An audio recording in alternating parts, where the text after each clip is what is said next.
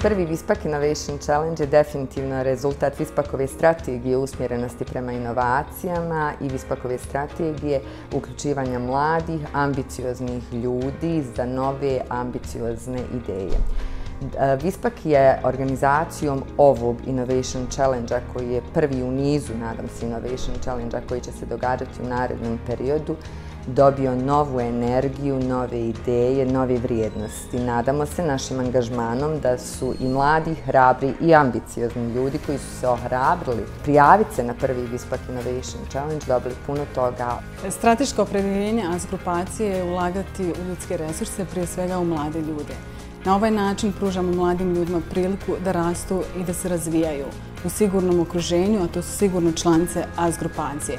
Oni najkvalitetnije ćemo prepoznati i zadržati, nuditi im priliku da ostanu, da se ostvare i da i oni u buduće budu mentori nekim novim generacijama.